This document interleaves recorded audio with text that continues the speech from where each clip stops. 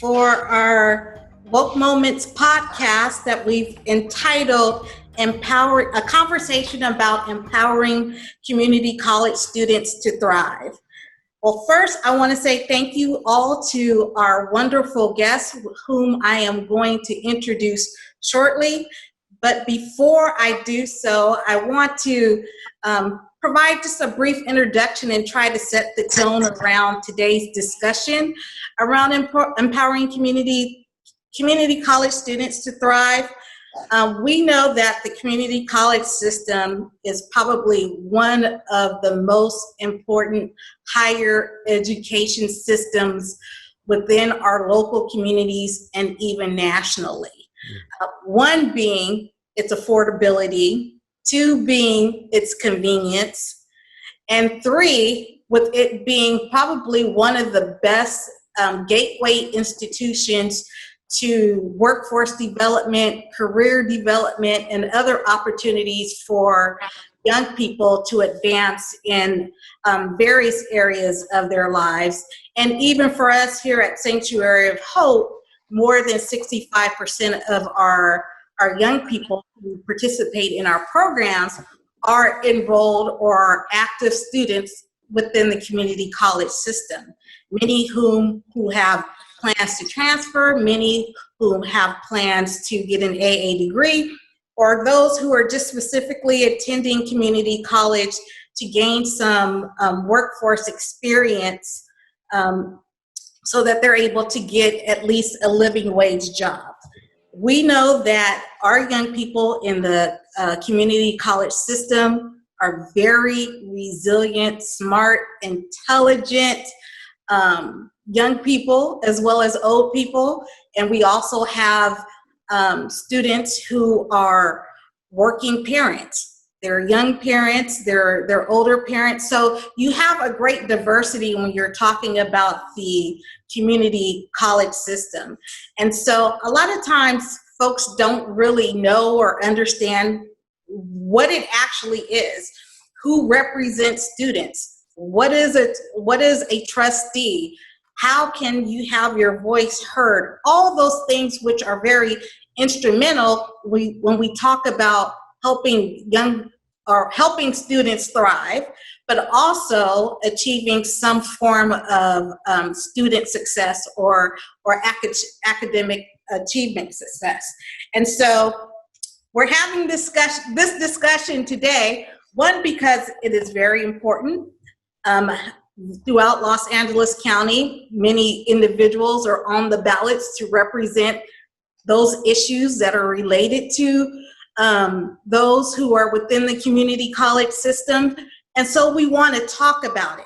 And so at this current time, I'm going to introduce our first three guests. And then after that, we're going to have our students introduce themselves as well as pose questions to our community college representatives that are with us today.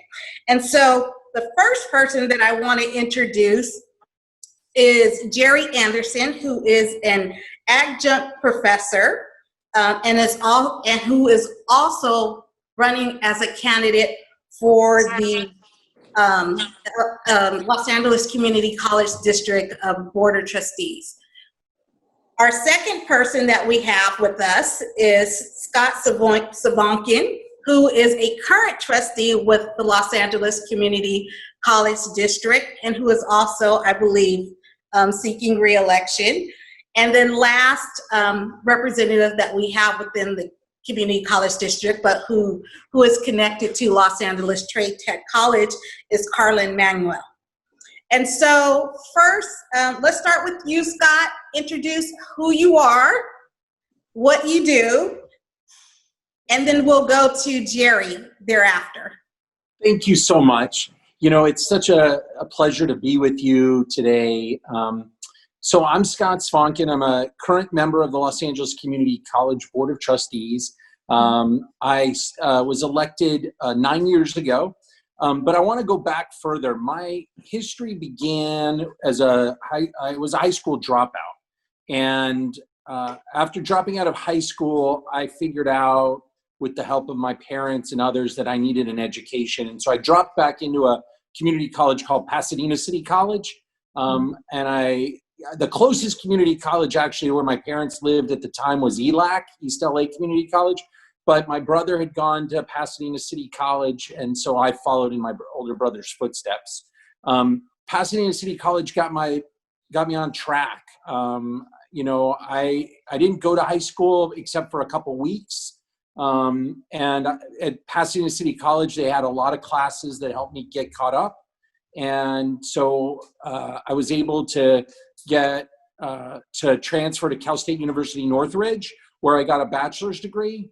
And then I went to work for a very large company. At the time, it was called Bullock's.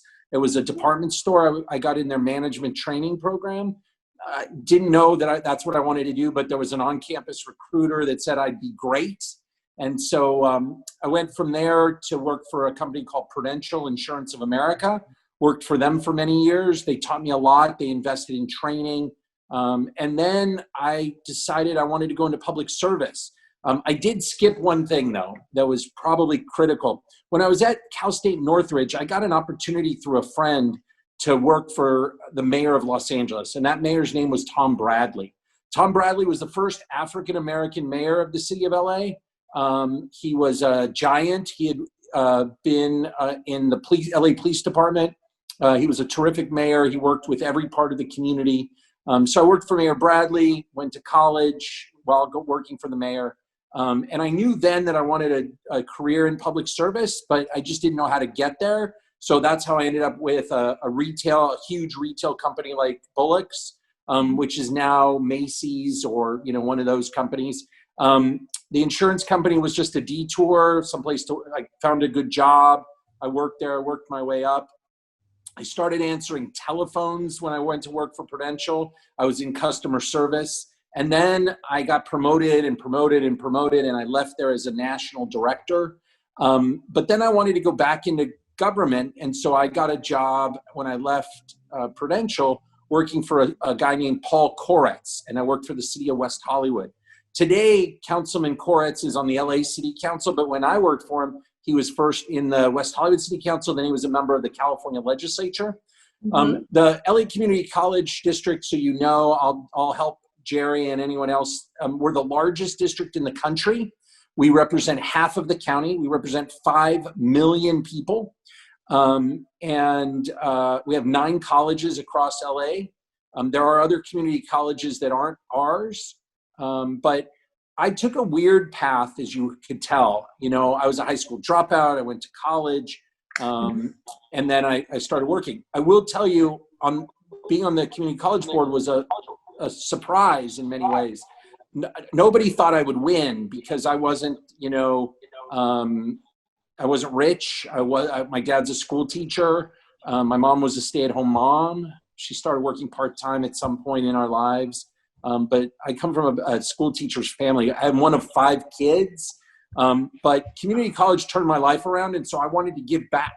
So that's why I ran. That's why I'm running for re-election one more time, because our students are hurting. And, I was one of those students that didn't take the normal path. A lot of our students are second chance students, are people that didn't do well in high school. I don't have a high school diploma. Just so you all know, I have no high school diploma. I do have a bachelor's degree. And then a few years ago, I actually went back to PCC and got my AA degree, which is backwards, but it worked for me. So that's a little bit about my story. I will tell you one other thing. While I was I've been president of this board 3 times. I'm not currently president, but I was president 3 times, and the other 6 members elect you. And while I was board president, I got a call from the White House. And I wasn't sure if it was real or if it was fake. I mean, why would the White House call me? I'm nobody special, Well, I got asked by the staff for President Barack Obama to serve on a board because he had an idea. President Obama had an idea that he talked about in a State of the Union speech, which is the speech the president gives once a year to the American people. And it's called America's College Promise. And President Obama wanted the Congress to make college free for 2 years for everybody. At the time, the Congress was controlled by Republicans, and they wouldn't do it.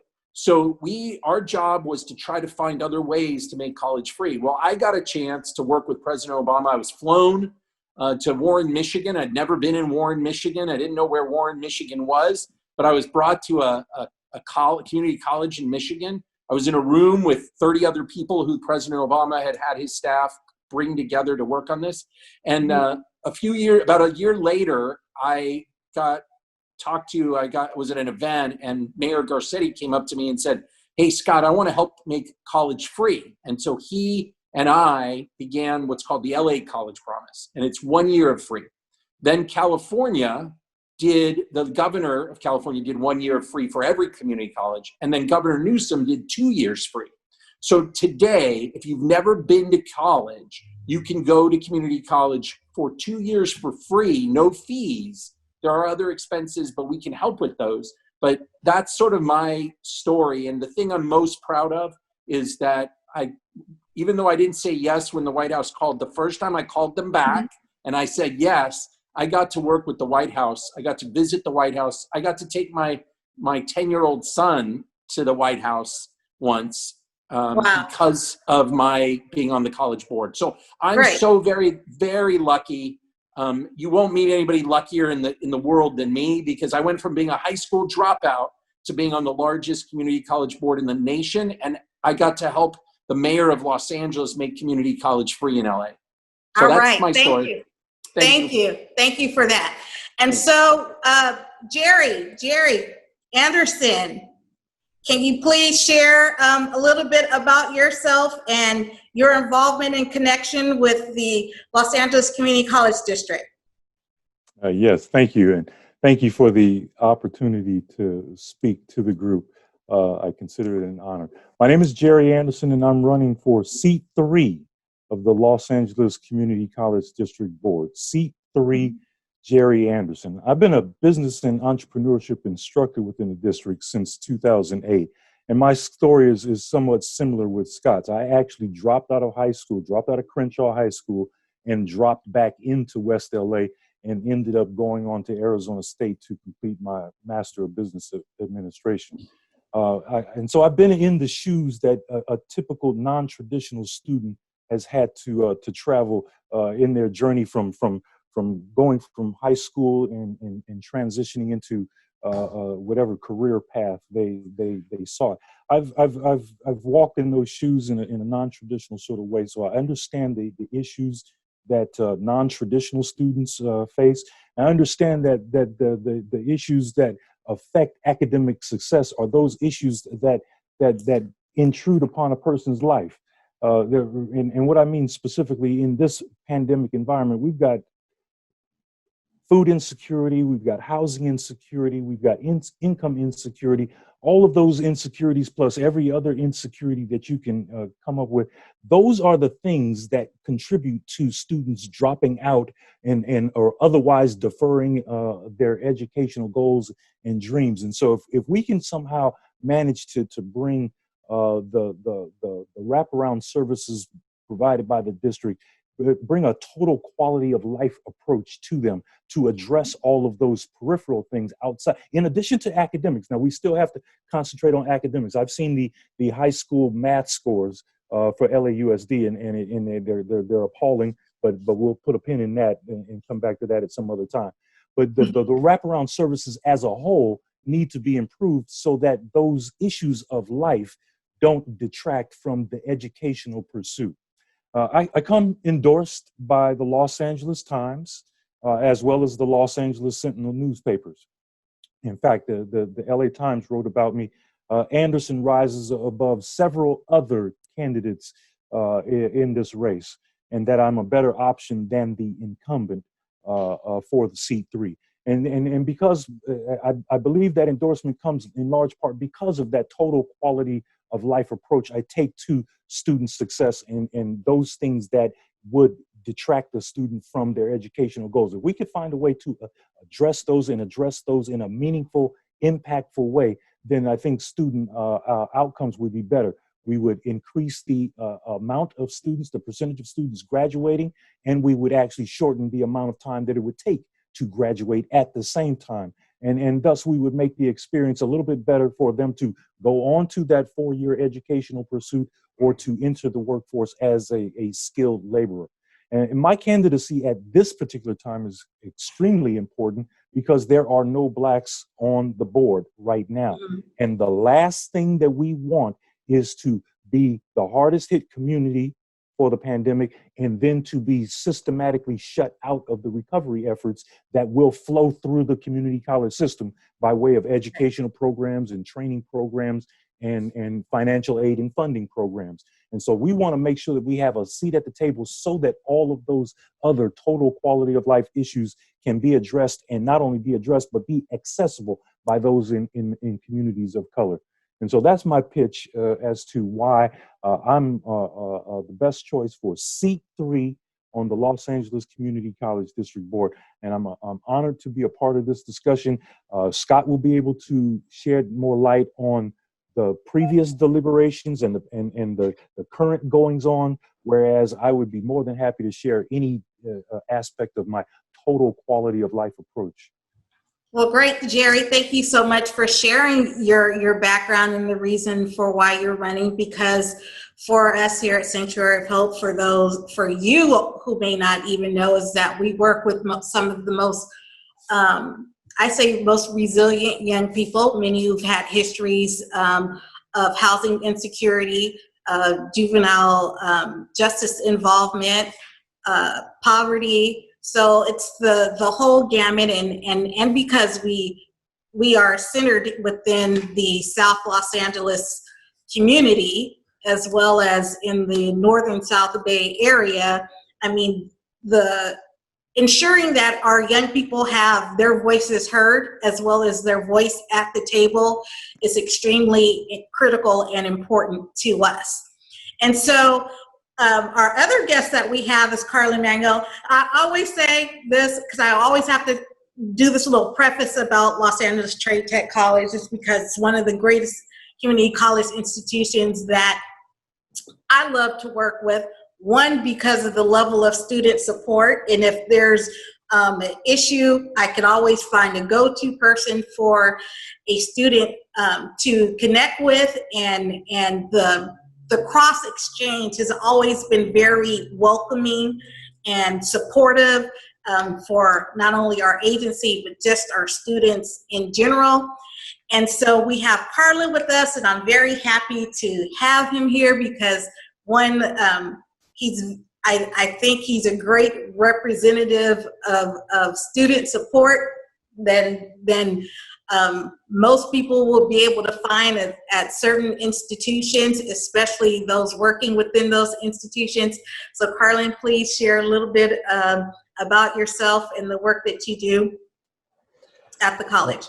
Okay, yeah, I'm Carlon Manuel. I am the Reentry Coordinator at LA Trade Tech. So I work with anyone that has been in the juvenile justice system, whether they've been a teen, adult, men, women, anyone in the scope of wanting to get into the educational career goals. I'll be the one to be more than happy to help you get to where you want to go. I don't believe in dictating where you should go. I believe in assisting you along the way. That comes from a life of service. I've always been about service. Even when I was a child, my grandmother used to take me into a lot of the homes for poor people, and I would go help serve food. And that started before I could remember even talking. It was like, she started that path for me, always telling me never, she told me never sniff yourself and realize that you're better than people. You're always on the same level as everyone else. So it started there, and I was born in the islands. I moved to Brooklyn, joined the Marine Corps, and then I came out to LA, and I haven't looked back to New York since. I can't deal with the cold weather. I'm from the islands. I need the heat. I love LA. I ain't going nowhere. I'm staying in LA. I've been in numerous neighborhoods in LA, but primarily I'm in South LA. But it's about service, and it's about being a public. I'm about being a agent of change and an agent of service. So when the position came up to apply for the reentry coordinator, I loved it because one of the 4 populations I work with a lot are formerly incarcerated, foster youth, the elderly, and veterans. So I figured in one point in your life, you're going to be in one of those groups, right? And then you cannot avoid being elderly. That's coming. So, you know, so one way or another, we're going to get to work together. And it's really about, you know, I am not a politician in any way. I'm just a public servant. And I believe in serving those. And I've worked with Miss Kelly numerous times. I love her work. I always tell her this. I'm like, yo, you're a gatekeeper. You're a phoenix. You're a, you know, bad something, you know, and she does the work. And I love that. And I just feed off that. So whatever I can do to help and assist you, absolutely. Will you get my phone number after we hang up and we're done with this? Absolutely. And we can talk and I can help you get to where you want to go. And I firmly believe in resources. I love resources. I actually created an Instagram page right when COVID started. I created an Instagram page. It's called Reentry Pathway Resources. Everything from food to clothes to housing, everything is on there. Everything. I try to, as soon as I get it, I give it out because I firmly believe information, if you keep it to yourself, it's information. If you share it, it's resource. You know, so it's Reentry Pathway Resources.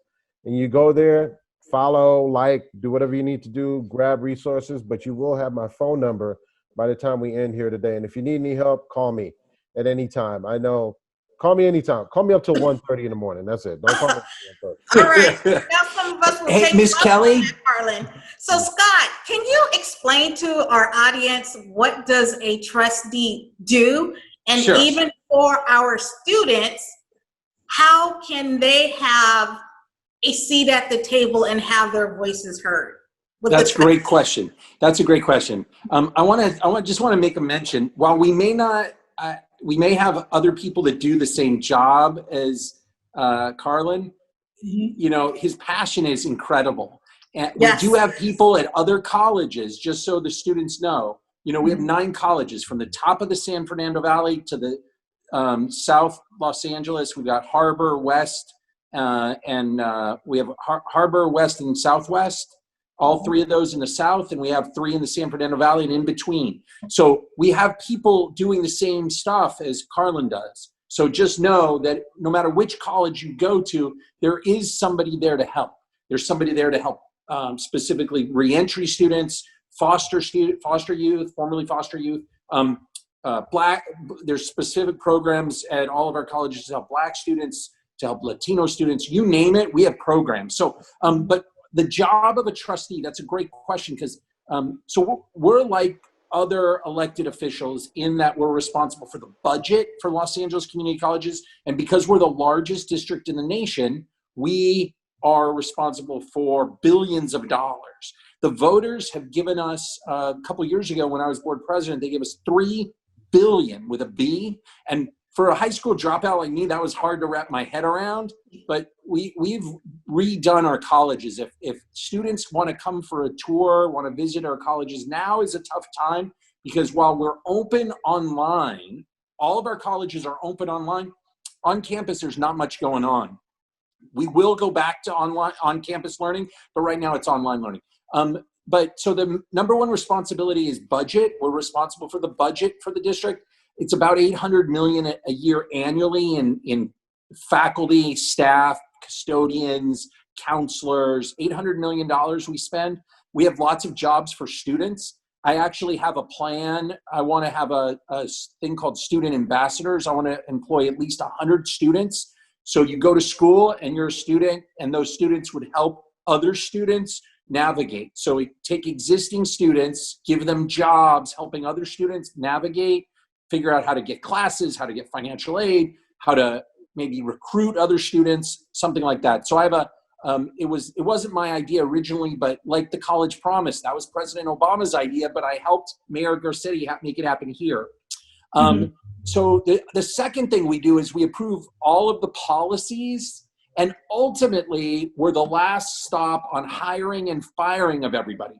If somebody's going to be fired in the district, it comes to us at the end. There's a long process. It's a very, sort of legal process to hire people and fire people. There are background checks on some of the jobs. We did ban the box, but I work for the County of Los Angeles, and while the counties ban the box, they don't always ban the box. It's something they say. I do want to say something about Jerry. Jerry is an amazing candidate. We need someone like Jerry. We need Jerry on the board, but we have people in other seats. We don't have enough diversity on our board. And so I'm the only board member that looks like I do, that put forward a plan to have more Black board members. I also have a plan to recruit. I want to spend $2 million recruiting and helping Black students, because of all of our students, Black male students have the hardest time. And so I want to invest more money in helping. One of the things I want to do, we have free college, but we don't have free books, and books are really expensive. So I want to have scholarship for books. Scott, before you get into that, I think that's going to be one of the questions associated with one of our students. Yeah.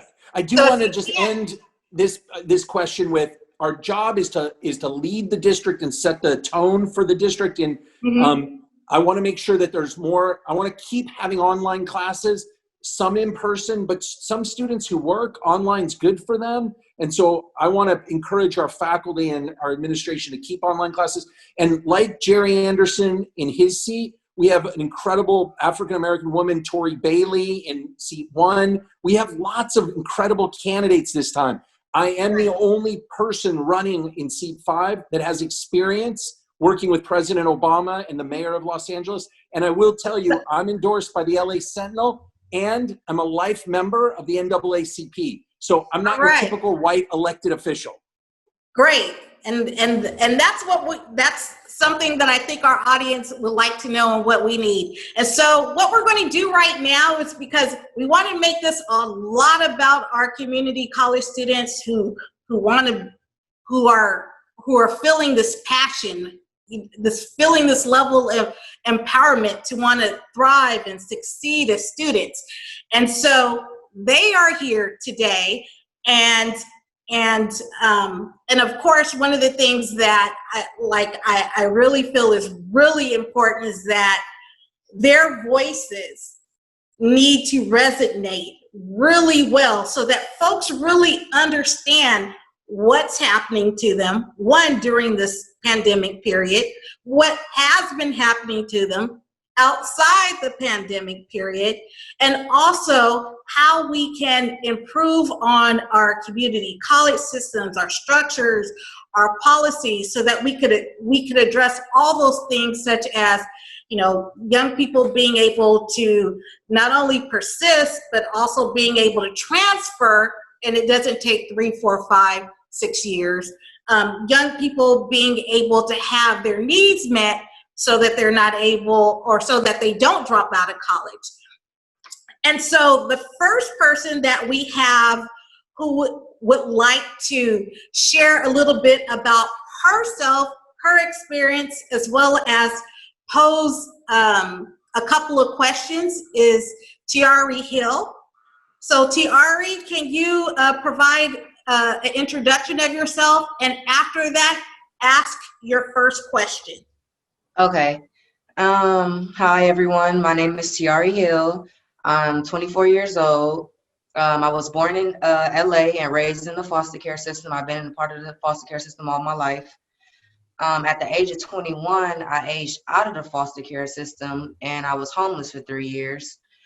After being homeless, I was diagnosed with bipolar depression, and I was on like a really bad path in my life.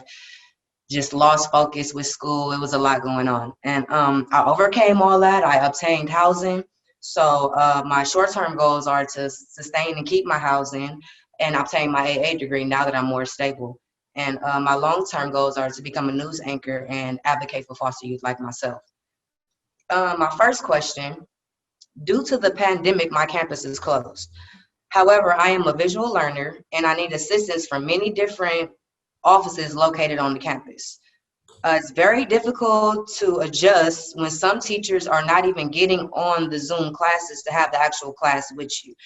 So I had a total of 4 classes when I started. I dropped one, and I was only on one Zoom class for one of the classes. I wasn't even aware that the other classes is just self-learning. You go in and do it on your own. I didn't know that they weren't physically having Zoom classes, which set me back a couple of weeks.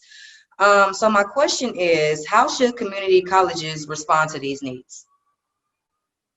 So, Scott, you take that. Try to keep your response within 2 minutes. After Okay. that, Jerry, and then Carlin. I appreciate it. So I didn't address the question about student voices earlier. One thing that students really should do, it's how I got my start at community colleges, I was involved in student government. And if one of the ways you can have your voice heard a little louder is by being involved in student government, because that's a forum for you to speak out. I'm very disappointed in our faculty to hear that they're not teaching online Zoom classes. You know, that is a problem for lots of students. I have a 14-year-old son and a 19-year-old daughter, and it's really unfortunate. My son, at the end of high school last year, none of his teachers were teaching online. He was doing it all independent study. Independent study is not effective for so many young people. So I believe one of the things we need to do is raise your voice and mine and say to the faculty, look, you're making $100,000 a year in many cases, some more, some a little bit less. You really need to be teaching face-to-face so students can interact. You really need to be having office hours so students can spend time with you.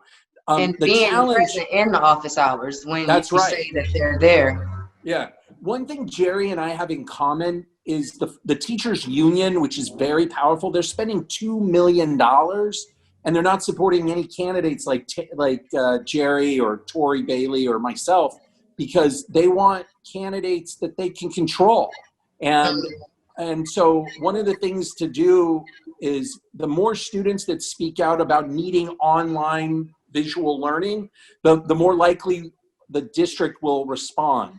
You know, we all represent you, and if you send emails, people sign petitions, you get your student government leaders to speak up, we can change it.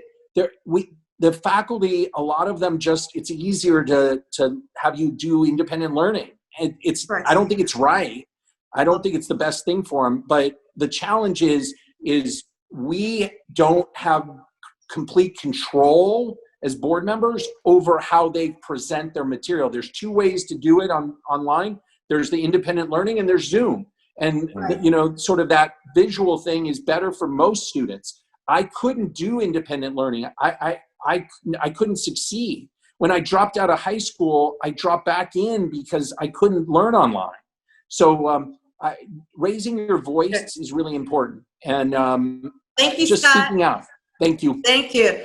Jerry? Yes. First off, I want to compliment her on overcoming the issue of homelessness, and something like that can actually derail you for a longer period of time if you are not careful and if you don't get assistance. And so I commend you for staying on track. Scott is right. The teachers union has a certain amount of power, if not control, right now. But as Scott alluded to when he was talking to the duties of a trustee, trustees have the ability to hire new instructors that are more comfortable in front of the camera. Because I believe that's the issue that we're talking about. I think we're talking about old school instructors that are not comfortable teaching on a new media platform. But I bet they get a lot more act right if we start hiring a swath of instructors that do know how to perform on media, on digital media, and can deliver that interaction. Because you're absolutely right. It's already difficult to replicate the face-to-face over a Zoom. And if you're not even if you're trying to throw it all into independent study, you know, that is not doing the student any justice. So you're absolutely right. We've got to work on that. Giving the current instructors, hiring new instructors was a euphemism in some cases, but training on how to allow the instructors to be more comfortable. because pride and vanity, those are the things that can get in the way of a lot. And I think that if we go through the steps of making them more comfortable with how to use the technology, because like my parents, they ain't the most comfortable around technology, and pushing a button just sometimes seems problematic for them. So if we can do something to increase their comfortability, I think we can then subsequently raise the amount of engagement while we're in this remote learning platform. But you're absolutely right. It is something that we have to address because the quality of the instruction cannot be sacrificed in the process. Thank you, Jerry. Carlin, will you be able to provide a minute or two? Yeah, I'll try to. What I could say, and I do want to thank you. I want to compliment you on overcoming homelessness. I was homeless the last year of my master's, so I understand the feeling of trying to do that and finish school and all that. That's to be commended. I think really, I tell a lot of students, the one thing about when you get to college is you got to be in contact with a lot of different offices to get your needs met. Yes. You also have to be very firm about advocating for yourself. If you're not getting your needs met, always follow a conversation with an email, right? And always follow that email with the second email on the same thread.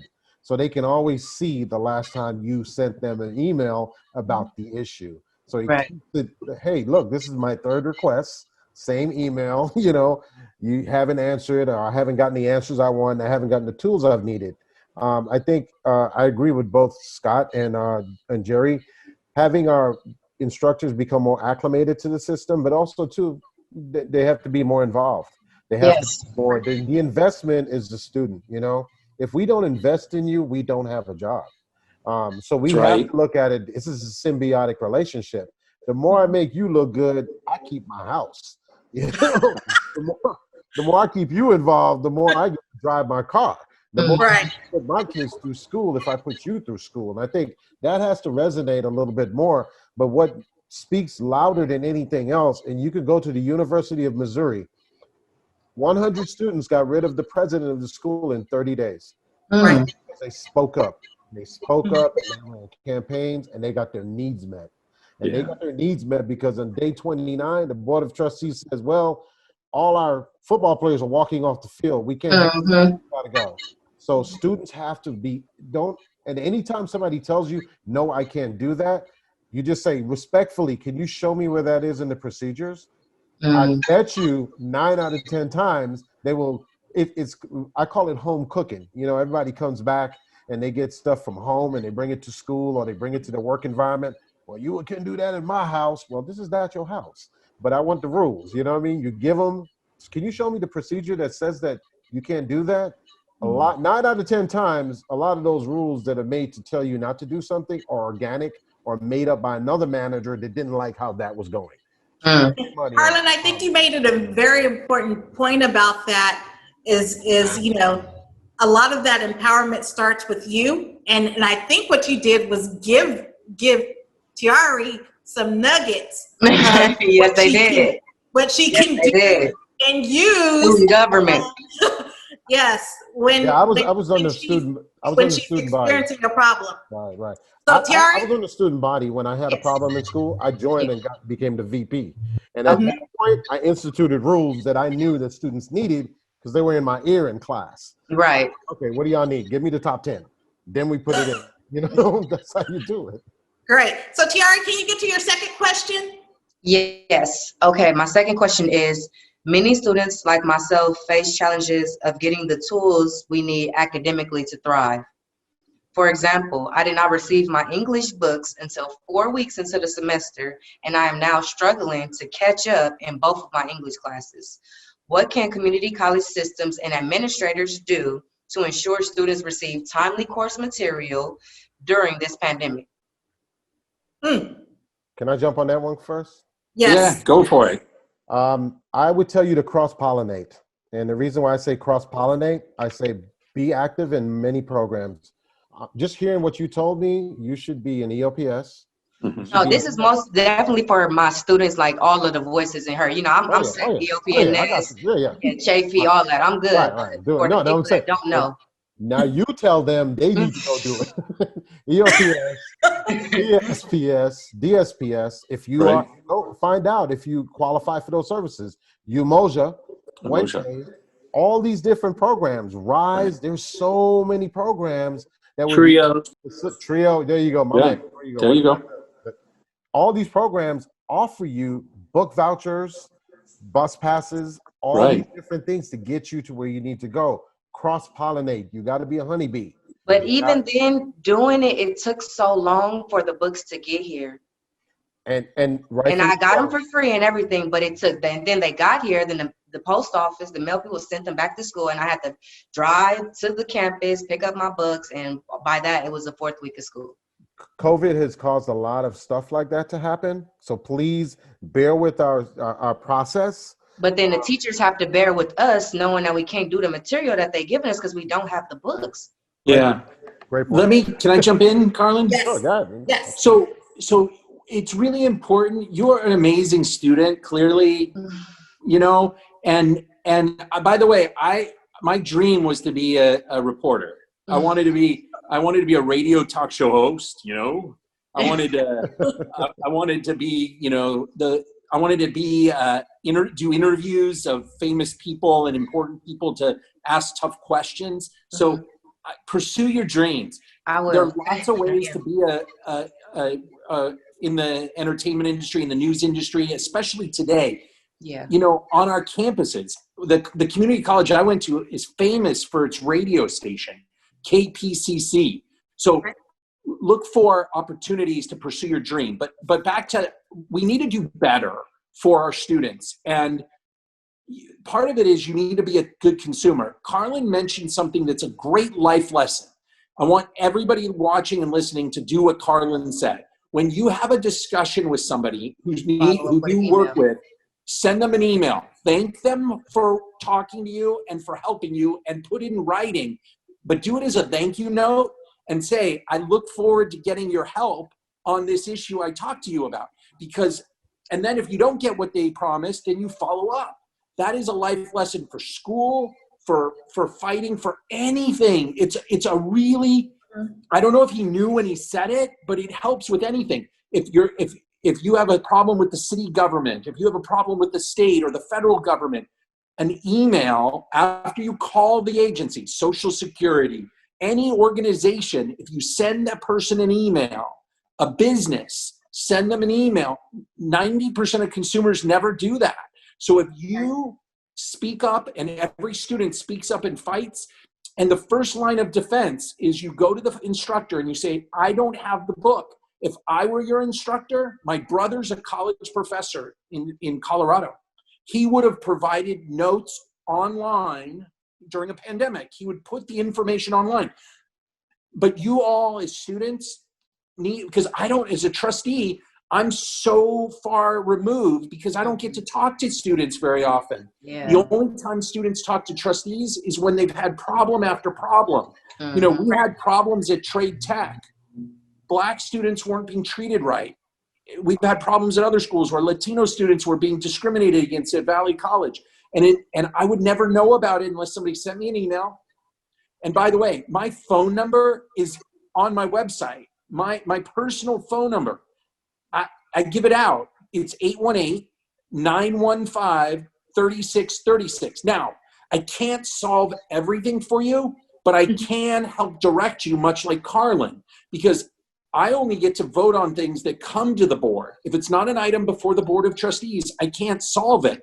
I can't help you. So be a good consumer, speak out, be involved in student government, and demand, politely demand that they do better and get you your books or give you time or give you the information. That faculty member picked the book. That faculty member decided on what you're learning. They should be able to help you in this time. And so just ask.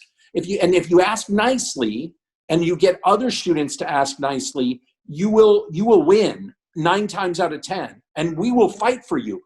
Students that come to the Board of Trustees that have problems with either financial aid, or if there's a problem, we will speak out and say to the chancellor, the CEO of the district, you need to fix this, because we don't run the things day to day at the colleges. We're part-time elected officials.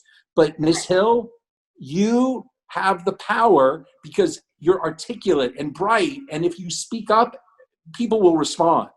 Okay. Thank you. Terry, can you ask your last question? And then we're going to go to Christina.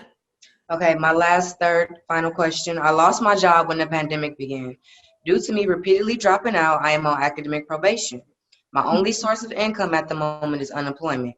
I worry about my unemployment ending and causing a negative domino effect in my life, me not being able to pay my bills, me not having the Wi-Fi to be able to even get on class and do my necessary work. How can the community college system support struggling students like me? And I know you already touched on it, Carlin, with the resources and the the places, the offices I can go to, but just to reiterate for everybody, and financial needs. Who do we go to if you're on academic probation and you don't know what to do? Well, the challenging part for you would be on academic probation. This is what I say for you to do. This is the best thing you can do. Find someone at that school that's your advocate. Erling, can you speak a little louder? Oh, I'm sorry. I'm on a headphone. Find someone at the school that's an advocate. That's almost like your lawyer, your public, your campaign manager, and someone that would go to bat for you and sit down and address the challenges that you're having and why you're on academic probation. What's going on, right? Dropping out too many times, not finishing. So I done took too many credits. Oh, I've been there. Trust me. I was a junior college. I've been there. I know. I understand totally. So find someone, and this is what I did. My EOPNS counselor was the person that advocated for me and was advocating for me to get those resources, even if I was on academic probation, because of what was going on. I was living on my own at the time, and I was trying, but find someone. The challenge is that some of those resources are a little more challenging when you're on academic probation, but they can be reached, right? They can be reached. But also, too, don't just look at the campus. Look at community resources and agencies that also support you, right? This is the reason why I created the Instagram page. Yeah. So I can give students all those outside resources. So what we have to start doing is putting the word community back in community college. Yes, So if yes. they're in the community, they need to be having a symbiotic relationship with the community. So all those resources you should know about, or we should be kind of bragging about them. Hey, you may want to go to, Sanctuary of Hope. You may want to go to All People. You may want to go to CRCD. You may want to go to this organization, because they also help. But what that person on campus will do for you, and what I try to do for a lot of students, I become their personal assistant. I'll call someone at that agency and say, hey, I got someone, and I'll be like, yeah, it's my cousin. I got a lot of cousins, right? It's my cousin. I need you to put them to the front of the line. They need help.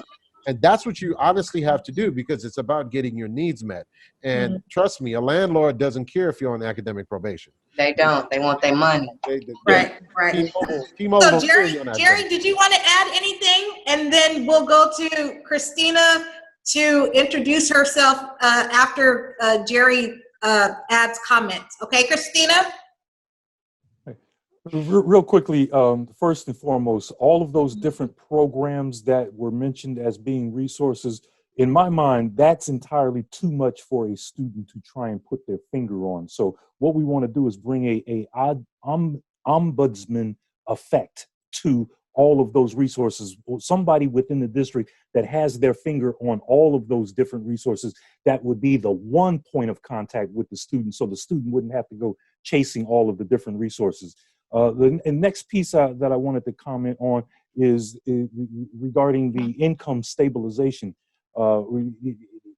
When you lose a job, when you go through things that affect your income, there should be some sort of work placement assistance / income stabilization piece that can tide you through until you can find replacement employment, and having proactive assistance in finding replacement employment as well.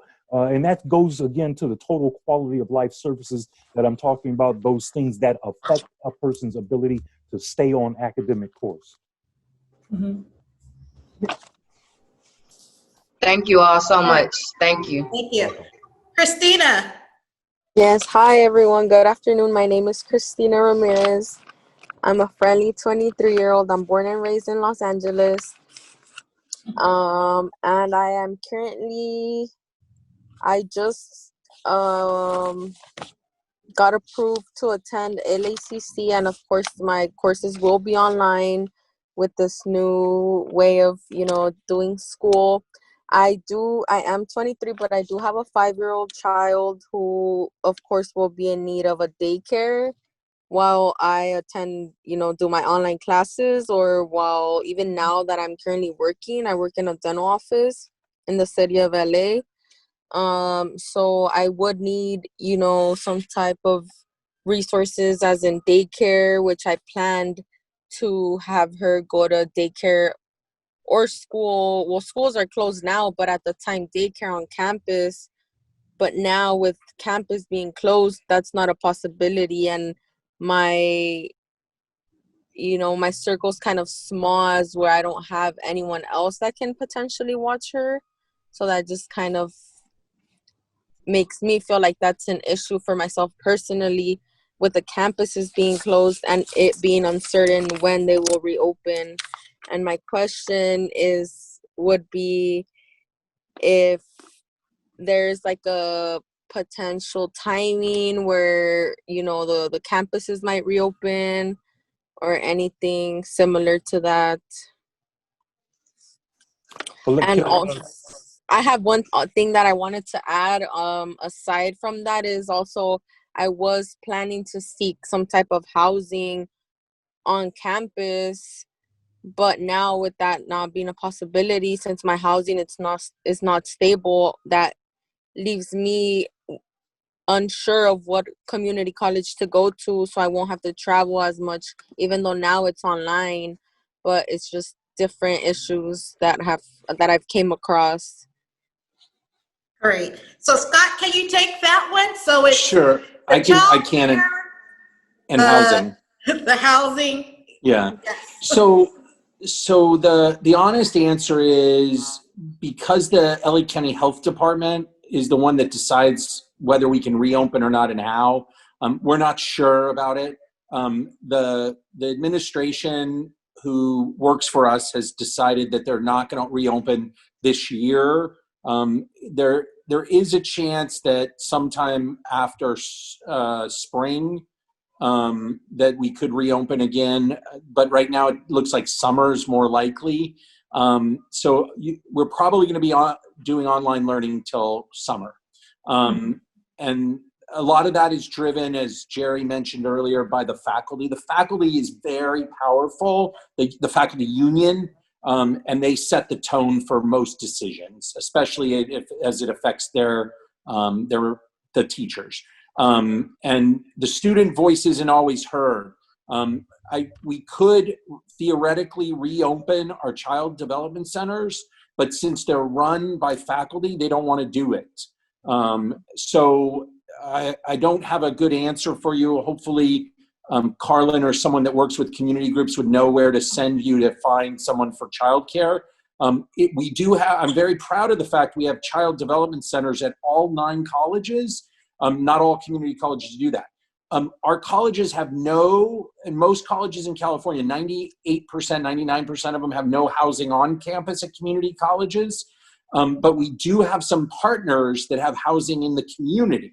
And so we can refer you, we have people at every college that can refer you to housing near the college that's provided. We also have partnerships with the LA City and LA County Homeless Services. If you qualify, and Carlin, I'm sure, has those contacts and others on our campus. All you have to do is say, hey, I need help. And we can get you vouchers. We can get you connected to those services. So that's housing and childcare. I do hope that you will ask for help.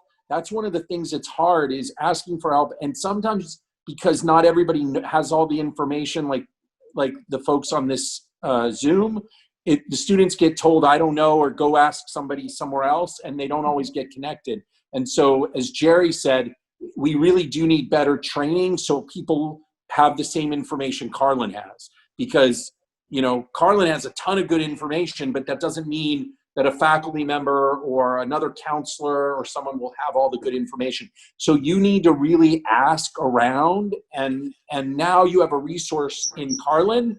You have Jerry's contact information in mine, and even if I don't have the answer, if you send an email to Scott, SCOTT at swankin.com, I will find somebody who can help you.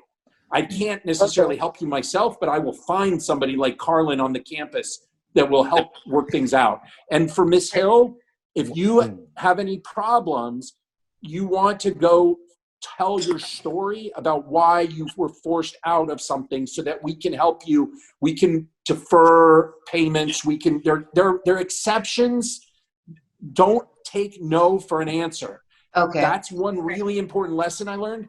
That's how I got to where I am today. I would never be here today if I took no for an answer. People tell you no all the time. Ask and look in the booklets for student rights. Look in the materials, because we don't want any student to drop out. So for all of the students on here, ask for help. There's tons of help. We have millions of dollars that is available for help, and we have resources. So Christina, ask your next question, because I think it's going to might be in line for Carlin to answer as well as Mr. Anderson. Okay, let me take a look. Sorry for my second question. I'm not sure where I put it.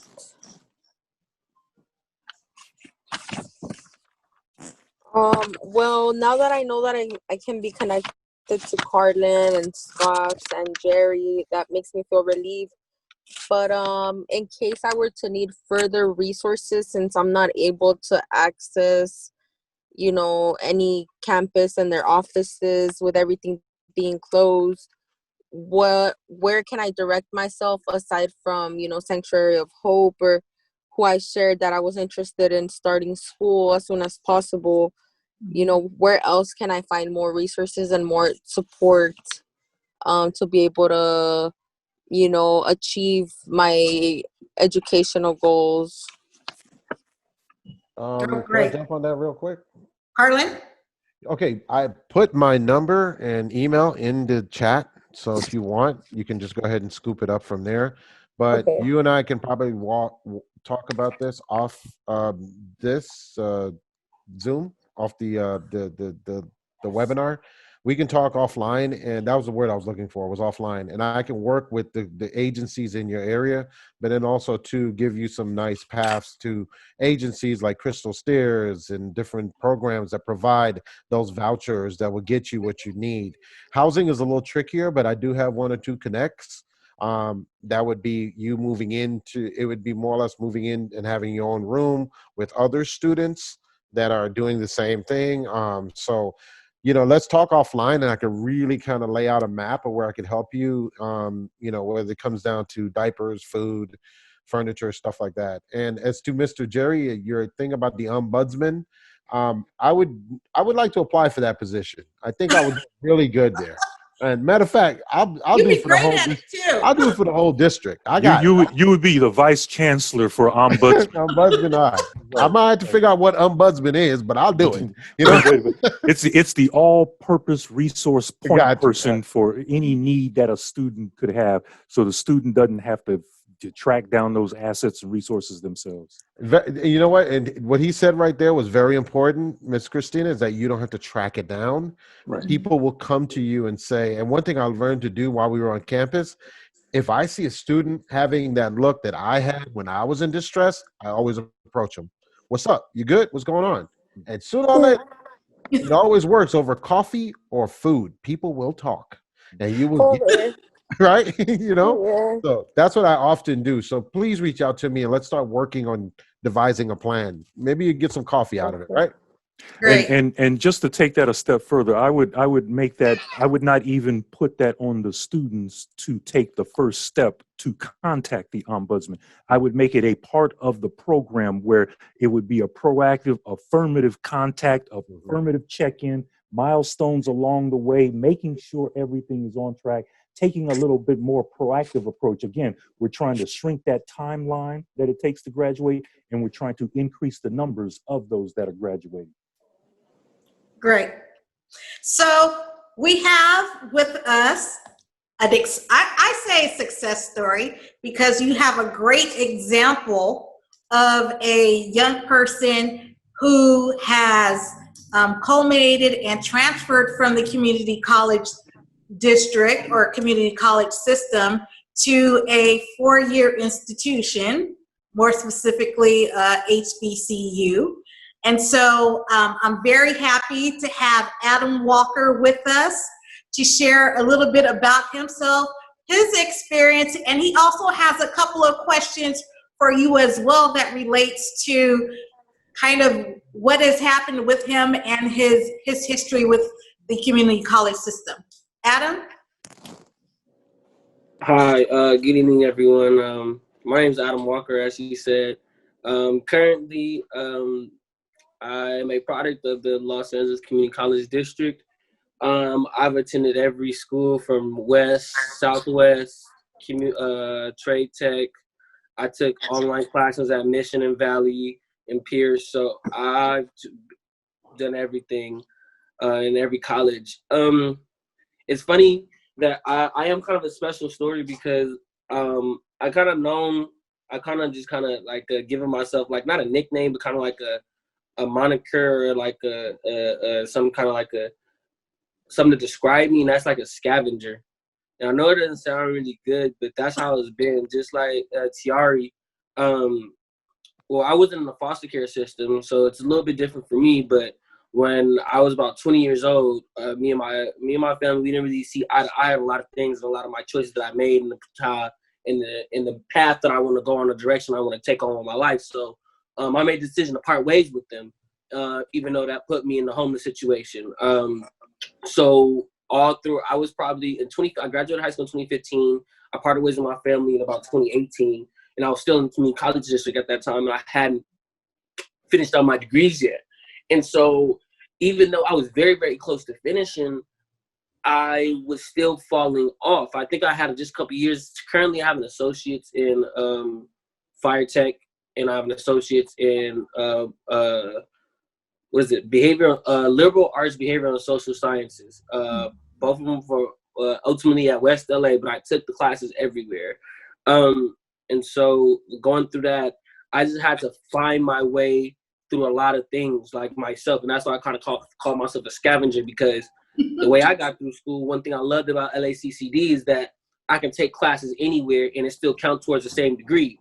So if class wasn't working for me at West LA, I took myself to Mission to take a class online. Or if the class wasn't working out for me at Valley, I made whatever happen that I need to make happen to make it happen. You know what I'm saying? Like that's just how it really was.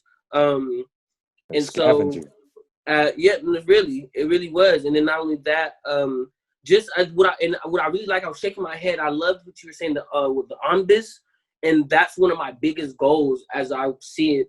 Right now, I go to Grambling State University in Louisiana. Right now, I'm in Louisiana, Ruston, Louisiana. I'm a junior. My major right now is history with a concentration in law and society and a minor in Black studies. And so it really caught my eyes because the reason this connects a lot of things. I don't know if you ever heard. Obviously, we've heard of Sanctuary of Hope, but I'm part of another program called the Brotherhood Crusade. And so they also helped me along a lot of things as well, just along with Sanctuary Hope. Sanctuary Hope actually gave me housing in April. So I didn't get housing until April. So up until April from 20, I was homeless. And I'm 23 now. I turned 24 in February. And a month later, I made the decision to move here. But that's one of my biggest things. And I'll ask my question next. That's one of my biggest things is getting the community college district to be more involved with these community programs, because that's the main word is community here. You know what I mean? Like the most that I see is something like this, where Sanctuary Hope has a Zoom with this, but there needs to be way more, because the connections there to happen. Because I'm one of those connections. You know what I'm saying? I'm there. The only connection that I took a class at the Brotherhood Crusade that was taught by a counselor at LA Trade Tech. His name was Donnie Sanchai, and he's been, like you said, an advisor for exactly. He's been an advisor, like you said, for me and an advocate for me. But that's one of mine. I was blessed with the gift of gab. I know that I can talk. I know I'm not afraid to talk. I've never been afraid to talk. But the problem is the people who are afraid to talk, like Scott was saying, a voice. I have a voice. I'm not afraid to use my voice, but it's the students who are afraid to use that voice that have the issue, that don't have those social cues that they need, because it starts very, very young. That's another thing. Not only do you need to get involved with the communities, these community colleges need to get involved with the high schools early, very, very early, because I got out of high school not knowing what I needed to do or what I wanted to do at all. But I'll go ahead and ask my question. That's just something I need to get off my chest, is because I've been here and I've been through a lot. I've seen a lot, and it's just so much. I feel like so many ideas I have that I can implement or just put out there that really could make a difference. But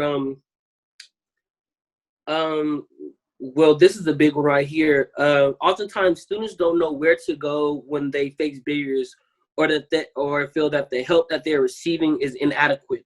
How should students go about getting the help that they need to persist or complete their college studies? Harlan? As you said, a closed mouth don't get fed. A big 100% of advocating for yourself is knowing where to advocate and who to advocate to. The other 100% of advocating for yourself is having the courage to stand up and say, hey, I need help. There are people in their 60s and 70s that can't say that. So you, as a 24-year-old, 21-year-old, it's pretty daunting to look to someone and say, I need help. But what I've learned in my 55 years on this planet is that the more I don't speak up, the further away from the truth and the further away from the help I get. So I've learned to be very vocal. And I appreciate another vocal person like you. I'm going to ask you to be my mentor, bro. I like the way you talk, right? So I firmly believe what you said, something that was really good. It was a really good nugget that you brought in here, which was when you were in high school, you didn't know which way to go. So maybe we need to start doing in-reach into the high schools, greater in-reach, right? Where we establish a LACCD office within the high school. And at different days, different times, Scott, you could take this and run with it. Jerry, you could take it and run with it. At different days, different times, one of the community colleges will be there and they can answer all your questions about the school and the specific challenges and things that we have going on at the school, right? But then also what we could do is take the word community, like I said before, and put community back in community college. That's one thing about me. Most of my resources are off campus. They're not on campus. The people on campus know me because when they say, oh, yeah, Carlone sent you. Okay, come here. Let me talk to you. That's the establishment on campus. But off campus, I work with organizations. Miss Kelly, I bother her every time I see her in the community. I got to bother her. I'm like, hey, Miss Kelly, I got to talk to you. And she's like, oh, Lord. You know, but that's what you have to do because she knows that I'm like, hey, what can we do here? And Miss Kelly be like, hey, go here, do this. Go to this agency. I know this person. Tell them I sent you. And that's what we have to do. And we have to get that. And I agree with Jerry and I agree with Scott. The ombudsman on the campus is vitally important. I was preaching about resource centers on campus before COVID. And you know what I got? Crickets. COVID hit and all of a sudden resource centers have become the big word. We have to get resource centers. I'm like, okay, but also too on our level, we have to be forward thinking. So I want to think about hopefully something happening with the environment that we all need to go to community colleges. If you go to Trade Tech, we will protect you from the zombie apocalypse. We have a program that will rebuild your house. We will help you fix your car. We will feed you.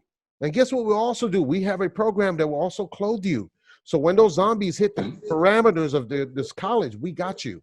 And that's what community colleges have to be. They have to be that bastion of resources for the community. Exactly. I think the relationship actually goes both ways. We want to put the community back into community college, but what he also said in my platform is put more community college back into the community as well. Absolutely. Because you know it's a bilateral, two-sided equation that we want to make it easy and accessible. And so going into the high schools as an example, going into the high schools is a way that we can prepare our students for college, because a good piece of the academic success is based upon having those foundational, fundamental core skills intact. And I just got through reading a report by Dr. Michael Beatty called the Black Zero Index, where it analyzed math scores from LAUSD from 2003 to 2018. And the results in terms of proficiency in math are abysmal. And in a simple context, no wonder our students are having so much problem in college with the academic piece. And so we want to make sure we get into the high schools, if not the elementary schools. I mean, if the prison pipeline can start in the 3rd grade, then the community college pipeline can too as well. Right. Without a doubt. We want to make sure we are kind of looking at both sides of that equation. Right. We can start in kindergarten. You know what? You want to provide a quick comment, and then I'm quite sure Adam has another question after. Scott? I'm sorry? Oh, yes. So really quickly, I think we need to do what was mentioned. We need to have, and I think of these, I think it's a great idea to have ombudsmen. But we have a ton of staff already at LACCD. It's 90% of our budget. I think what we need to do is make sure that counselors are on our counselors, not high school counselors. We should do more training with the high school counselors so they can refer people to us.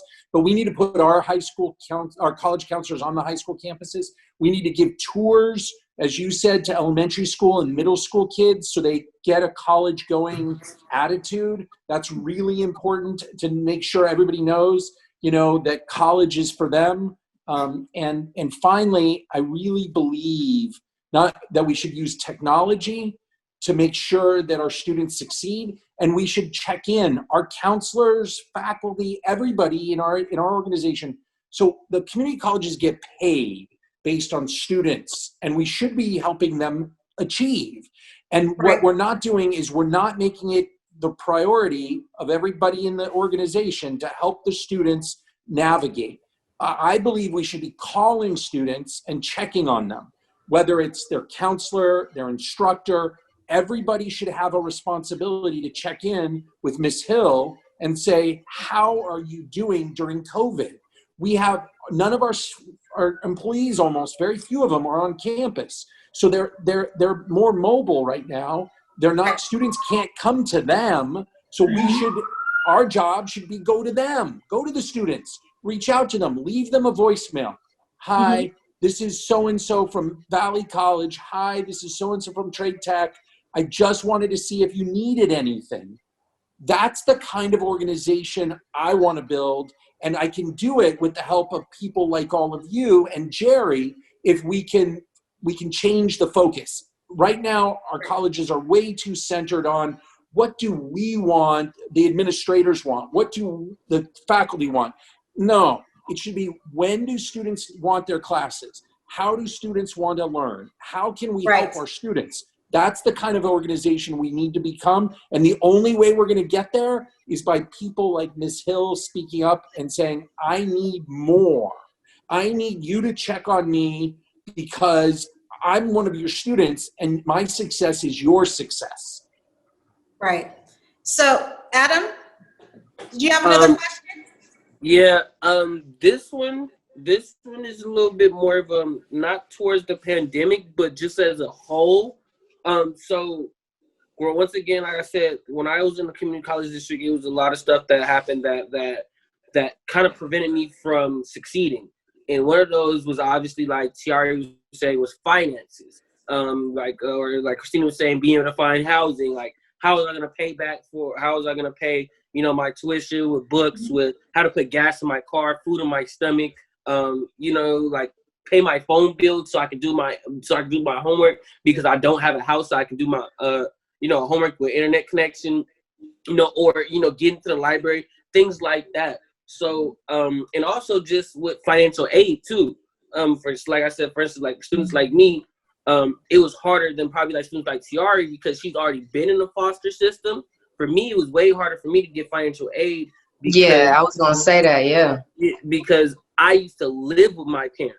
And so Mm-hmm. because I used to live with my parents, technically I was still under their care, but they hadn't claimed me on their taxes for years. I was working my own job, but yet and still I couldn't get any funding from them or from financial aid. So I was stuck in between a rock and a hard place. So that's a lot of things. That's a lot of times. That's another thing is that because that kids or some people, not even kids, I'm going to say these young adults, because that's what we are, young adults. Because some of us don't live with our parents anymore. I know people now that are the age 22, 23 that may still have to ask their parents to go out. I know people 22, 23 that have kids now. I know people 22, 23 that are dead. All types of things. It's just, if people are at different places in their different lives and everything is so standardized nowadays, what do you think you guys can do to make it, I don't want to say to make it diverse for everybody, but to try to cater to those needs of the people who are like more specific needs of people like me that have a little special, like a special circumstance?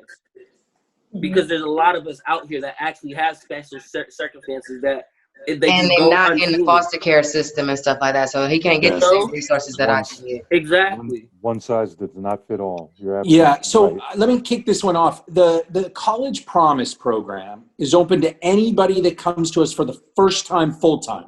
So if you can come to us, and I already talked about 9 months ago, I talked to Governor Newsom about expanding that free college. So it doesn't matter, Adam, if anybody you know that if they've never been to community college or college, they can apply for free.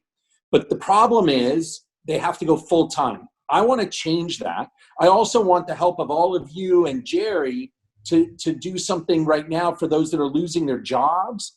I want to offer free college to anyone that's lost their job. And all that will take is us to lobby the federal government. And if Miss Hill and Miss Kelly and everybody on this call joins together as one voice, we could be really strong, because there's so many of our family and friends that have lost their jobs. And I hear it in Ms. Hill's voice that she doesn't know if that's going to happen to her again and cause her to drop out. So I want free college for all of our students. When I went to school at Pasadena City College 30 years ago plus, it was $50 a semester.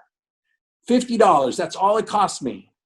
And I want it to be free. There's no reason with all the money we have that we couldn't make college free, but it takes us raising our voices together and saying, hey, and then the free books, there's tons of free books. The problem is we can't tell the faculty, you can't assign a book that costs $100 because our students can't afford it. And we need to do something about the cost of books, transportation, food, and housing. That's the next challenge. So for Adam, there's free college if they go full-time. There should be opportunity even if they don't go full-time, and I'm determined to fight for that with all of you. And it was funny because it's really funny that you say that, is because literally the year after, the semester after I got my 2 degrees is when you guys came out with that promise. And I was like, well, that would have been nice 2 years ago, I'm not mad or anything like that, because it is what it is. I'm here now, but like you said, that's a step in the right direction. So now I'm saying that, and it makes sense, because like I said, like that's one stipulation that hurts a lot of people, because a lot of people have gone to college already before. Like I know a lot of people, we came right out of high school. We all were at the same community college, but now they feel like they can't do anything because they have to go back, and then that college promise doesn't apply to them because they've already taken a semester at Southwest or West LA or something like that. What you can do is when you approach college like you're going to invest in stocks. Have a diversified portfolio, right? And you They have to didn't have. teach you stocks in high school, Carly. All right, I'm gonna give you a quick stock exchange update. Yeah, right no, now. she's All for right? real. Right, no, so here we go. We can There you touch go. on that all Well, day. that's why we said all day. That's why we I said have we books need from to. 2002 when I went to high school. We need to be with y'all from kindergarten, so we teach you all the way up. So here's a quick stock scenario: diversified portfolio, multiple streams of income. Multiple streams of income beyond federal financial aid is scholarships, grants, All right. There's an app. Let me drop a nugget on you right now. There's an app called Scholly. I want you to download it to your phone. It's the I already best got it. the best. There you go. Yes. It's the best cup of coffee you're going to spend every month. It's $2.99. It allows you to apply instantly from your phone to thousands of scholarships. Okay. Can you repeat that for us? It's called Scholly. SCHOLLY. SCHOLLY. You'll see a little dog with a graduation cap. Yeah. Right. Download it. It's the best $2.99 you will spend every month. Here's what you do. Once you create your profile, your parameters, it gives you thousands of scholarships that you qualify for. You will spend all day applying, but guess what? If you get 1 out of 50, that's good batting average. Because That's good. Carlin, yes, sir. So Carlin and Jerry, can you graduate also students? speak to the issue that Adam kind of brought up? So what do you do? I mean, I understand kind of you got to diversify. You got to get, have different streams coming in.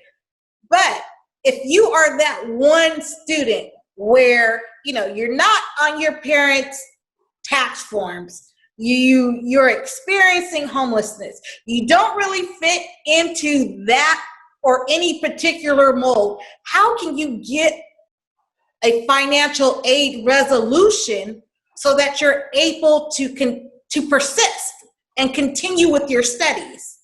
So what I've learned about financial aid and aid in itself, there is something out there for you. There is some sort of package, portfolio, program, scholarship, grant that's going to help you. You're not totally excluded, okay? And I know there's really fine, specific points. It's almost like dropping a grain of salt in the desert and trying to find it, but it is there. Trust me, when it hits, it'll create a crater, and you'll see what the impact point is. And I'm saying this because I didn't believe in scholarships till I got one. That's how I'm doing my doctoral program. And I was like, oh my God, they really gave me 20 grand. All right, I like this. I started applying for everything. I was like, look, if anything that if I fit 7 out of 10 parameters, I applied for it. Even if it's any scholarship, 7 out of 10 apply. Because guess what? Because some people might not even apply to it, and they'll just give it to you anyway because you're the only person who applied. Absolutely. There's money that's being left on scholarship boards every year because they don't have people applying. And I tell you, and I know Jerry can speak to this. I know Scott can speak to this because I was one of those young people that didn't fit a specific category other than veteran. And we had something called VEAP, whereas if you put money into it when you got into the military, you got it double. But guess what? By the time you got out, you needed that money, so you took it out anyway just to live. So you didn't have scholarship money. You didn't. So I'm saying for you, and I'll be more than happy to help you with that. We'll sit down, and I'm actually working with a couple agencies right now on how to draft a great letter for your scholarship. And the best thing to do is speak to a life challenge that you've had, because people love life challenges, because you help other people free themselves up, and you usually get scholarships like that. I had a student that spoke about a homicide that she saw. I said, don't speak about the homicide, speak about how you felt about it. She got $10,000. Trust me. Wow. She was applying. That's amazing. Everything. So you really gotta, and I'll be more than happy to help you with that. I just recently did the same thing. So it's like you said, it's about your life experiences. So one thing about me, one of my life experiences is, so last year in November, what people don't know, and one of my son is actually my life coach from Sanctuary of Hope. He actually showed up to my last court case. I was fighting a gun charge for a whole year out in Los Angeles, where I'm in Louisiana right now. And by the grace of God, I mean, I knew that it was a higher being that made this happen. But still, at the end of the day, that I ended up getting a scholarship basically because I went to jail. Like I talked, it was aimed towards students who had been affected by the justice system negatively, and I spoke about just my time in jail and my time leading up to jail and then time after jail and like the consequences and the results of my case, and they gave me a $1,500 scholarship for that. And so I know, and I was kind of embarrassed at first to talk about that. But then that was one of the things where, like you said, having a voice really matters, you know, not being afraid to speak up for yourself and about yourself, because nobody's going to give you help, you know, without you asking for it. And then not only that, you can ask for help, but they actually, you know, for some reason, some people have to see that you actually need help. So don't be afraid to tell your story. That's one thing I noticed. Like, telling your story makes people feel way more comfortable with helping you, because they know you've been through a rough time, you know. Right. It makes you relatable. It makes you Right. relatable to their. Yeah. So Adam, did you have a final question? Because we're running over and I hope everyone's okay with staying on maybe about another 5 to 10 minutes. Well, Okay. Go ahead. I'm sorry. Did anybody say anything? Well, Okay. I just wanted to say on the financial aid, you can sometimes petition you can try to sometimes get an exception if you're between your parents and on your own, and our staff can usually help you figure out how to get through that. The challenge is they don't always ask. People don't always offer the help, and people don't always know that they look at the requirements and think, oh, I don't know, I don't qualify. And as it was said before, try, because of asking for help from the community college staff, that's what all of our employees are there for. There's no reason for any community college person to be there if it's not for our students. The whole Right. reason we're there is to help the Adams and the Tiaras of the world. That's the whole reason all of our employees are there. That's Right. it. So make sure to ask. And there's sometimes exceptions. And no, Scott, you're right. And I just real quick, I just want to say that actually that you're right. That did help me, because what I ended up doing is, because I wasn't considered technically homeless yet, because all my mail was still being sent to my parents' house, even though I was out the house. So what I ended up having to do was go to an outside resource. They called this one, and it was just by the grace of God. They said they didn't do it, but I had a guy named by James Rolfe. He gave me a homeless verification. And that's what really started off everything. Once I got that homeless verification, that kind of just set in motion for everything that helped me out. So you're right. There are people who help you, because I went to the financial aid office at West LA, and they helped me. They did everything in their power to help me. They gave me the appeal and everything, and it went through, and I eventually got financial aid. So you're right. The issue isn't the issue isn't the help, it's the pathway to the help, because we know it's there.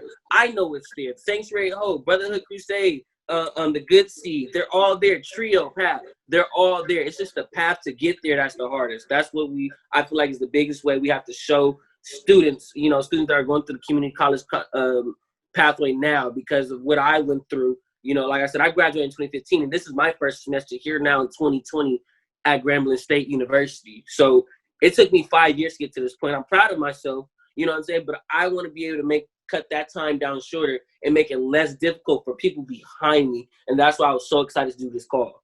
I think You should be proud. Carlin, Yeah, we should. So Carlin, before you do that, I want to ask Jerry this question. So is the ombudsman person that you are suggesting also a homeless liaison? Because I think that's also too one of the challenges that we have still within the community college district, is even quickly identifying who those liaisons are, especially for those young people who identify. You're absolutely correct. And yes, the ombudsman would be the point person. They wouldn't necessarily be the subject matter expert that would actually address it, but the ombudsman as a concept has their finger on every resource that is available and can direct a student in any direction that they need to go for the specific assistance that they need, without them having to dedicate or navigate their way through the system to find out the resource that they need. That it's a simplification, but the ombudsman themselves, they might not be the person that addresses and resolves the issue, but they're the resource for the student. Their main expertise is literally keeping tabs on the resources that come and go and develop and are shut down, et cetera, through the entire campus. Great. Yeah, So Adam, was that your last and final question? Adam? I wanted to address really quickly, 30 seconds, what he had said. Okay. Adam, I think this works two ways. It works for students speaking up, but I think we need to do a better job of advertising the people that we have on campus that are already doing the work. Like Scott had mentioned, there are people already doing this work. We need to do a better job of advertising that. We need to Yeah. really, really ramp that up. No, So for sure. students come in, there is a massive sign. For If sure. you are in need of resources, go see this guy with the big Instagram arrow. No, seriously. Pointing, you know what I mean? Be- Seriously. It On makes all it makes a instances, difference no. just because, like I said, which like that's literally, you hit the nail on the head. That's literally the reason why I called myself a scavenger, was because of how I felt like I was just picking up the bits and pieces wherever I could. Like it's funny because it's how everything's connected. The reason how I got connected with Sanctuary of Hope is because I saw Miss Lulu on West LA campus, and I overheard her talking about getting housing, and I just snap. And that's the way you do it. Honestly, I feel you, because when I was homeless, I did cross-pollination. I went to 24-hour fitness to take showers. I got a membership to take Yes. showers. I Yep. sat in Starbucks parking lot so I could do my To use the homework. 'Cause it's Wi-Fi. free Yep. Wi-Fi. You know what At I'm saying? McDonald's. I go to McDonald's because they got coffee and they might be open 24 hours, and you get really chummy with the people there. They give you free coffee. Exactly.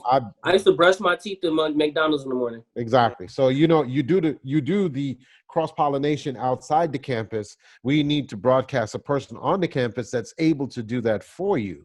And there should be a sign at every campus entrance. If you are in need of resources, go to see this person. Big old Instagram arrow pointed to the building. You know what I mean?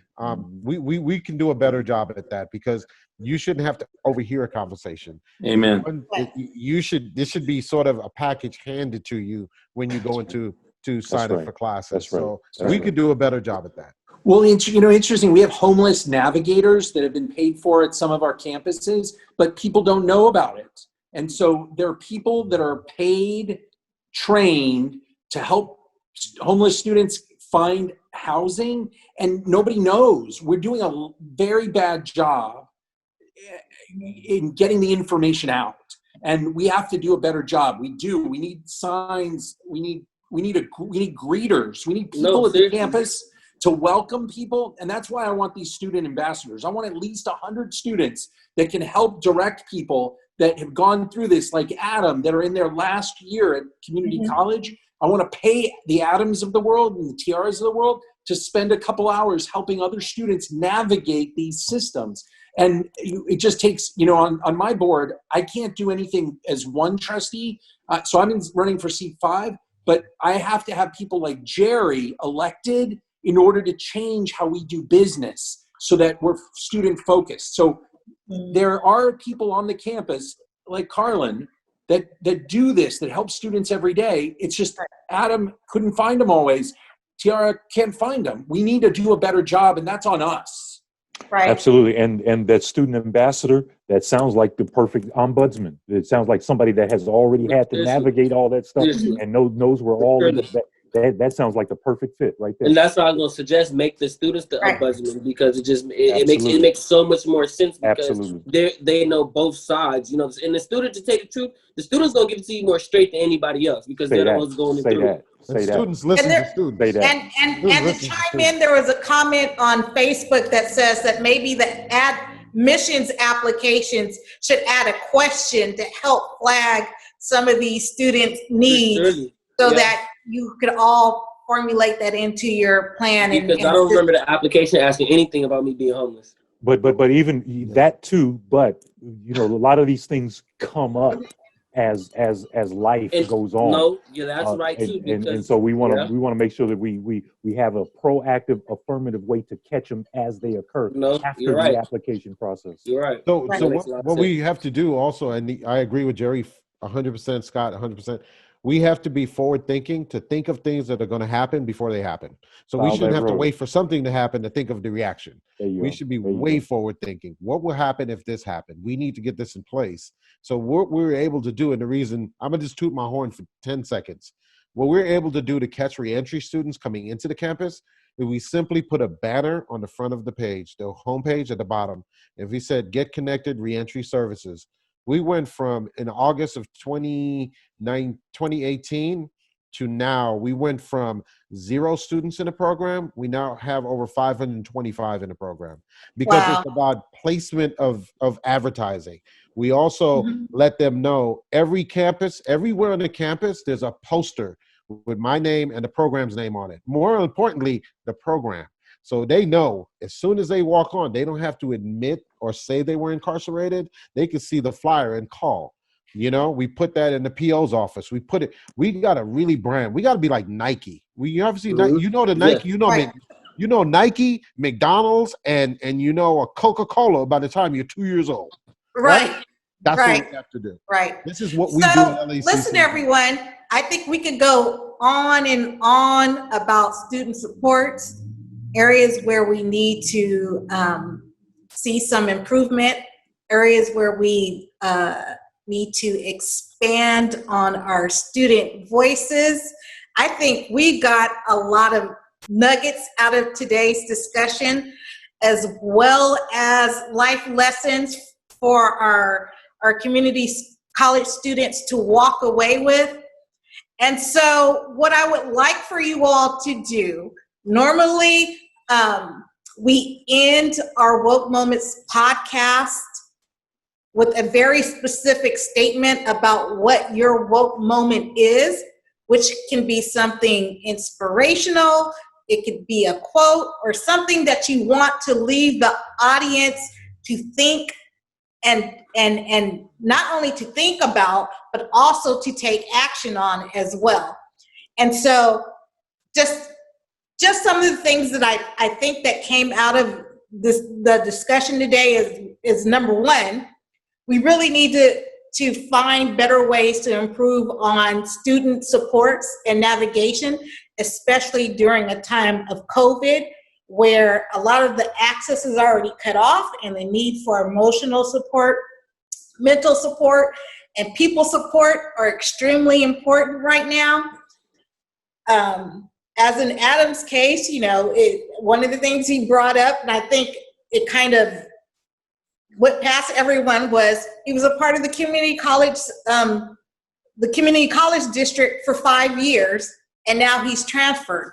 So thinking about that in the future, how can we reduce that time of many of those young people entering into the system, getting either through their student supports, but also getting the necessary classes that they need, having the counselor supports that are readily available so that those individuals can reduce their time.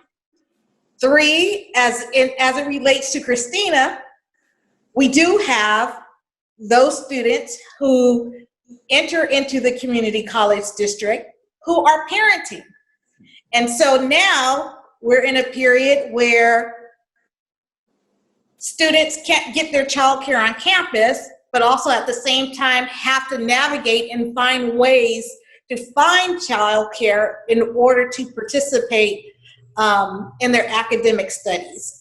And what do we need to do in the future, right, as we plan to open up whenever that happens, but also as of right now, how can we ensure that those supports are there for those who are parenting to be successful within the community college district as well, or community college. So all of our young people definitely, I think, in some way displayed and articulated how not only they're empowering themselves and that they are thriving, but also at the same time what they have needed and what they have found to be useful in order for them to persist and complete their studies within the system. So giving that as a takeaway, when we talk about your woke moment, what would you say is your woke moment? So when we do that, we normally start off with my woke moment is, or even my woke moment was, for the audience. So who would like to go first? I'll take a shot at it. Okay. I've actually got 2 quick ones. My woke moment is a trade education and trade certification is just as valuable toward your quality of life and income stability as a college degree. When I was in 2008, when the Great Recession hit, those of us with college degrees were a little bit more expendable than those that had skills with their hands. And so that's a woke moment. But another woke moment, my woke moment, is that we need a total quality of life approach to academic and student success, such as the child care issues, such as the housing issues, such as the income issues.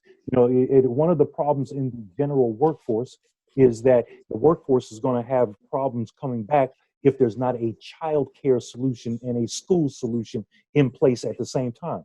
And so Right. the same reality for our students. We've got to address all of those different pieces that go to a student's life if we're going to actually empower them and position them for success. All right. Thank you, Jerry. Next. Harlan? I would say my woke moment happened on December 30th, 1996. That's when my daughter was born.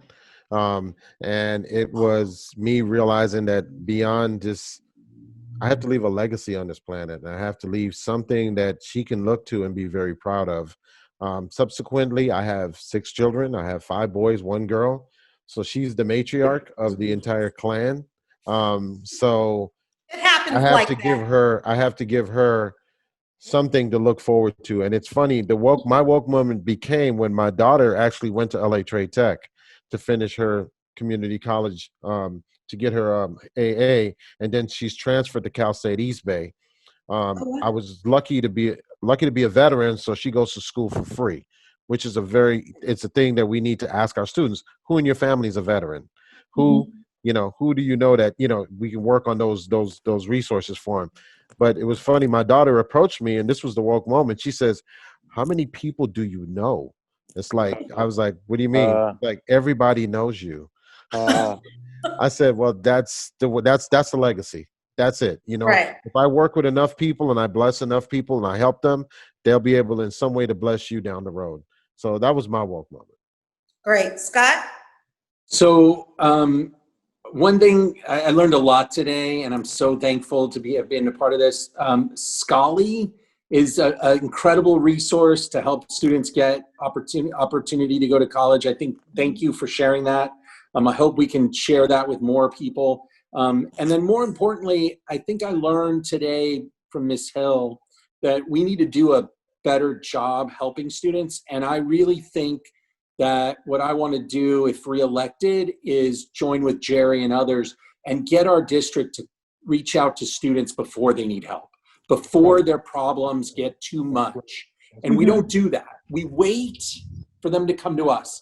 And so my woke moment today on this call was that there's lots of students that are on the edge, and that if we reach out to them now, we might be able to save them and help them change their lives, because community college turned my life around, and I know it's going to turn millions of people's lives around. So thank you, and God bless all of you for being a part of this, and thank you for all the good work you all do every day. Ms. Kelly, thank you so much for doing this. Thank you. I didn't share, my day job is working with people in the system. I work with the probation department, and wow. one of the things I've been trying to do in my day job is turn juvenile facilities that used to lock young people up into training centers that would give people training, that would give people second opportunities to go to community college, but have a safe place to live. So students, and so I just so much want to learn more about what you do, Miss Kelly and Carlin, because there are hundreds of young people in the system today that need help. And so I just want to thank you for what you do. Well, thank you for joining us. Christina. I think Christina, can you hear? You hear us? She's mute. Yes, my woke moment was learning about Scotty and knowing that there is people willing to help all the youth in our journey of community college. All right. Thank you. You're Tiari. welcome. My woke moment for me would be checking back into community college after I went through all the ordeal I did with my mental illness. Because the mental illness label was stamped on me, people felt like I couldn't do some of the things that I used to. They felt like they had to protect me from a lot of things, shield me from a lot of things. And my woke moment was when I snapped out of that and realized I could do it. I'm going to finish and I'm Yes. going to be successful in life. Yes, you are going to be successful. The Phoenix has risen. Yes. And Adam, save you for last. It's funny that I was just thinking about my woke moment. I've known my woke moment for a long time. It's funny that I just saw it and reminded myself of it. I remember it was a couple days before Christmas, and I had just I was going through a rough patch. Like I was going through a real rough patch. I spent Thanksgiving really alone. And I just got out of jail. When I got out of jail, my girlfriend I had been with for a long time, she had left me. So I was at the lowest of the low, bottom of the bottom. And at the same year, I grew up off of Crenshaw and Slauson. So most of y'all know where that is. And so and also Nipsey Hussle was a big influence in my life with his music and the message that he spoke in his music. So obviously that's the year that we also lost him. So I remember sitting in the back right there on Crenshaw and Slauson. It was probably around like 2:00 in the morning, and just looking at the big mural of him just sitting there crying just because I just felt like, everything was just going wrong. And I remember sitting there in the car like 2:00 in the morning, and I don't know what it was. Like, I don't know how it was set up. Once again, I just say it's the grace of God. I remember sitting there. I just felt like it was just a moment in my life where I saw people that kept going, and people were always bringing candles to the memorial and things like that. So it's 2:00 in the morning on Crenshaw and Slauson, and I see 3 candles. Both of them are lit. 2 on the outside are lit, and there's not one in the middle wasn't lit.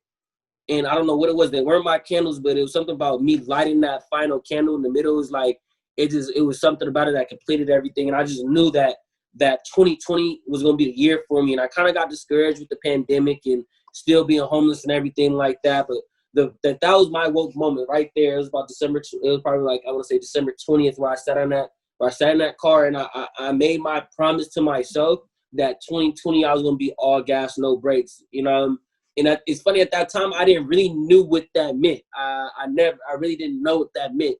I just know I was destined for something greater, and I'm here now, and I still have a lot more to go.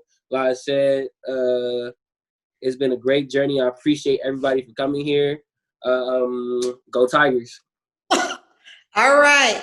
Well, thank you all. And again, I want to thank the audience for joining us for Woke Moments. I want to thank you for even having or being a part of this discussion around community colleges and helping our young people thrive. Please know that you are a very important part of what we consider our community. You are a very important part of what we consider or who we consider our village. And again, I want to thank our community college students. You all are fantastic.